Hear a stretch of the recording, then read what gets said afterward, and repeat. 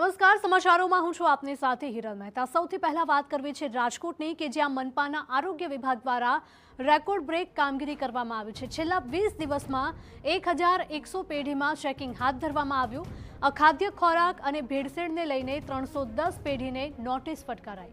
ત્રણેય ઝોનમાં મળીને કુલ 28 પેઢીને સીલ કરવામાં આવી।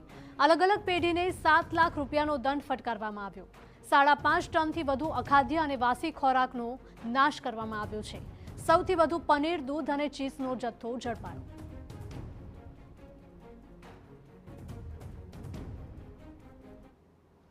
આમ કુલ જોવા જઈએ તો 1100 જેટલા યુનિટની તપાસ જે છે ફૂડ બિઝનેસ ઓપરેશનની તપાસ કરવામાં આવી છે।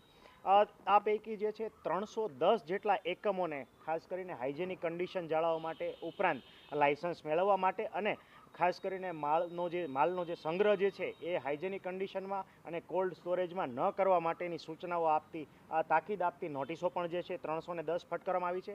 આ ઉપરાંત જોવા જઈએ તો 5700 કિલો જેટલો અખાદ્ય જથ્થો જેમાં અનહાઇજેનિક કન્ડિશનમાં પડેલો હોય, સ્ટોરેજમાં પડેલો હોય, આ ઉપરાંત ફૂગ લાગેલો હોય અથવા બિન આરોગ્યપ્રદ સ્થિતિમાં આવ્યો તો તે જથ્થો જે છે એ સ્થળ ઉપર નિકાલ કરવામાં આવ્યો છે।